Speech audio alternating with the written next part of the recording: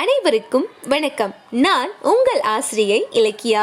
இன்று 7ஆம் வகுப்பிற்கான இயல் 2 அப்படியே நிற்கட்டும் அந்த மரம் என்ற கவிதை பேழையை பற்றி பார்க்க இருக்கிறோம்.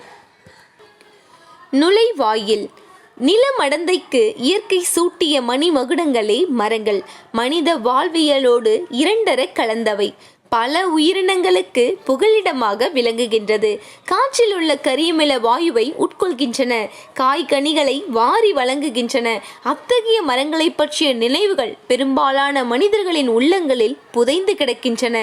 கால வெள்ளத்தில் மரங்கள் மறையலாம், அவற்றை பற்றிய நினைவுகள் மறையாது என்பதை விளக்கும் கவிதை ஒன்றை அறிவோம். இந்த இடத்துல பார்த்தீங்க அப்படின்னா நம்மளுடைய நிலத்திற்கு ஒரு அழகுன்னு பார்த்தீங்கன்னா அது மரங்கள் தான்.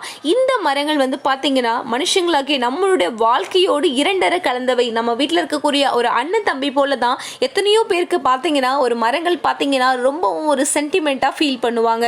ஏன்னு பார்த்தீங்க அப்படின்னா இந்த மரங்கள் பார்த்தீங்கன்னா பல உயிரினங்களுக்கு புகலிடம். நமக்கு எப்படி ஒரு வீடு பாதுகாப்பாக இருக்கோ அதே போன்று நமக்கு கணக்கில் அடங்காத எண்ணில் அடங்காத பறவைகளாகட்டும், விலங்குகளாகட்டும், பூச்சிகளாகட்டும், ஊர்வனங்களாகட்டும், இது எல்லாத்துக்குமே ஒரு புகலிடம் பார்த்தீங்கன்னா அது மரங்கள் தாங்க. இந்த மரங்கள் என்ன பண்ணும் அப்படின்னா மனுஷங்களாகிய நமக்கு தேவையான ஆக்சிஜனை நமக்கு எப்பவுமே பார்த்தீங்கன்னா ஒரு வரப்பிரசாதமா ஒரு கொடையா நமக்கு கொடுத்துக்கிட்டு அந்த தேவையில்லைன்னு நாம வெளியிடுற அந்த கரியமில வாயுவை உட்கொள்கிறது. அது மட்டும் இல்லை, இன்னைக்கு நீங்களும் நானும் நல்லா ஹெல்தியா இருக்கோம் அப்படின்னா அதுக்கு தேவையான அந்த காய்கனிகளை கொடுக்கக்கூடிய ஒரு அன்னை பார்த்தீங்கன்னா அதுவுமே நம்மளோட மரங்கள் தான். இந்த மரங்கள் பற்றிய பெரும்பாலான நினைவுகள் நம்ம வீட்டில் இருக்கக்கூடிய ஒரு தாத்தா பாட்டி ஆகட்டும், ஏன் நம்மளோட அப்பா அம்மாவே ஆகட்டும், பாருங்க அவங்க கிட்ட நீங்கள் போய் கேட்டு பார்த்தீங்கன்னா ஓ அந்த மரமா நான் ஸ்கூல் போகிற காலத்தில் இருந்துச்சுப்பா அப்படின்னு சொல்லுவாங்க. தாத்தா பாட்டியாக இருந்தால் உன் பாட்டியை நான் கல்யாணம் பண்ண அப்போ அந்த மரத்தை உங்கள் பாட்டி வீட்டு வாசலில் நட்டாங்க, இப்போ அது ஒரு பெரிய மரமாக இருக்குது அப்படின்னு மரத்தை பற்றிய எக்கச்சக்க கதைகளை நம்ம வீட்டில் இருக்கவங்களே சொல்கிறதுக்கு நம்ம நிறைய கேட்டுருக்கலாங்க. அந்த மாதிரியாக இந்த மரங்கள் காலப்போக்கில் மறைஞ்சு போனாலும் அந்த மரங்களோட நினைவுகள் என்பது எப்பவுமே என்னது நம்மளை விட்டு மறையாது. அப்படிதான் இங்க இருக்கக்கூடிய கவிஞர் ராச மார்த்தாண்டன் அவர்கள் என்ன பண்ணிருக்காருன்னா ஒரு மரத்தை பத்தி எழுதியிருக்காரு. அவர் என்ன எழுதியிருக்காருன்றதை இன்னைக்கு நம்ம பார்ப்போம்.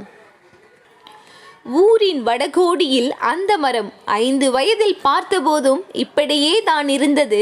50 தாண்டி இன்றும் அப்படியே தான். அப்போ இந்த இடத்துல பார்த்தீங்க அப்படின்னா ஒரு ஊரினுடைய வடகோடியில் பார்த்தீங்கன்னா ஒரு மரம் இருந்துச்சா. நம்ம கவிஞர் சொல்றாரு பாருங்களேன், நான் 5 வயசுல பார்க்கும் போதும் அந்த மரம் இப்படி தான் இருந்துச்சு, இப்போ எனக்கு 50 தாண்டி போயாச்சு, இன்னமும் அந்த மரம் ரொம்ப கம்பீரமா இருக்கு அப்படின்னு ஒரு மரத்தை பத்தி சொல்றாரு.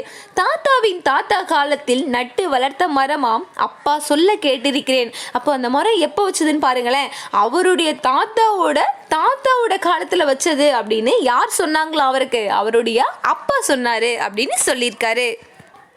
பச்சை காய்கள் நிறம் மாறி செங்காய் தோற்றம் கொண்டதுமே சிறுவர் மனங்களில் பரவசம் பொங்குமா. அதாவது இப்போ ஒரு மாங்காயை நம்ம சாப்பிட்றத விட ஒரு மாம்பழமா அந்த மாறுற ஸ்டேஜ்ல சாப்பிட்றதுக்கு நமக்கு நிறைய பேருக்கு பிடிக்கும் இல்லையா. அது போலதான் இங்கேயும் ஆசிரியர் சொல்றாரு கேளுங்களேன். பச்சை காய்கள் அந்த பச்சையா இருக்கக்கூடிய அந்த காய்களுடைய நிறங்கள் செங்காயா மாறும்போது எல்லா சிறுவரோட மனசுலயும் ஒரு ரொம்ப பெரிய ஒரு சந்தோஷமே வருமா.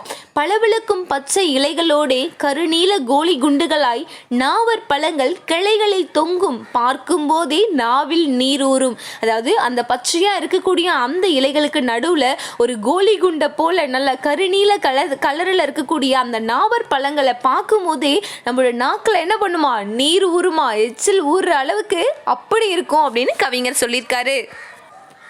காக்கை, குருவி, மைனா, கிளிகள் இன்னும் பெயரறியா பறவைகளுடன் அணில்களும் காற்றும் உதிர்த்திடும் சுட்ட பழங்கள் பொறுக்க சிறுவர் கூட்டம் அலைமோதும். அதாவது பறவைகள் என்ன பண்ணும் அப்படின்னா அழகா ரெஸ்ட் எடுக்கிறதுக்காக மரத்தோட கிளைகளில் உட்காரும்.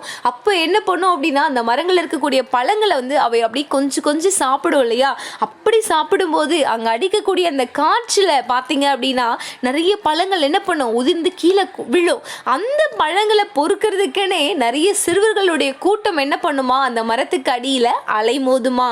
வயது வந்த அக்காக்களுக்காக கையில் பெட்டியுடன் ஓடி ஓடி பழம் பொறுக்கும் தங்கச்சிகள். ஆமாங்க, வீட்டில் இருக்கக்கூடிய பெண்கள் பெரியவங்களா இருக்கட்டும், அவங்களுக்கும் ஆசை இருக்கும். அவங்க நினைப்பாங்க, சின்ன பிள்ளைங்களோடு நம்மளும் போயிட்டு அதை கீழே போய் பொறுக்கி தின்னா பார்க்குறவங்க என்ன சொல்லுவாங்க அப்படின்னு நினைக்கும் போது என்ன பண்ணுவாங்கன்னா, அந்த வீட்டில் இருக்க குட்டி பசங்க கிட்ட சொல்லுவாங்க, நீ அதை எடுத்துட்டு வாங்கி அக்காக்காக நீ அந்த பழத்தை பொறுக்கிட்டு வந்து கொடுத்தனா அக்கா உனக்கு இந்த வேலை பண்ணி கொடுக்குறேன், அக்கா உனக்கு காசு கொடுக்குறேன். அந்த மாதிரி என்ன பண்ணுவாங்க, சின்ன பிள்ளைங்கள ஆசையை காட்டி அந்த பழங்களை பொறுக்கி வர்றதுக்காக அனுப்பியிருப்பாங்க அப்படின்னு சொல்லியிருக்காரு.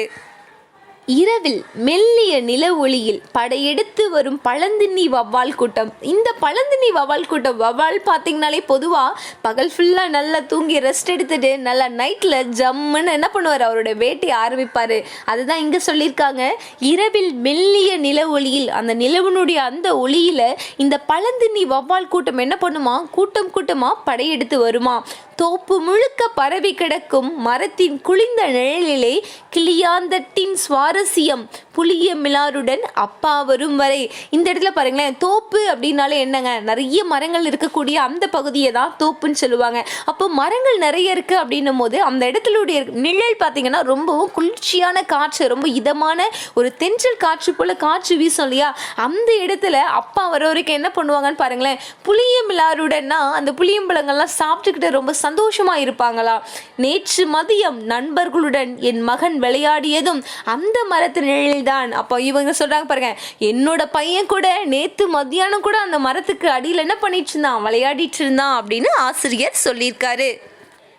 பெருவாழ்வு வாழ்ந்த மரம் நேற்றிரவு பேய்காற்றில் வேரோடு சாய்ந்து விட்டதாமே.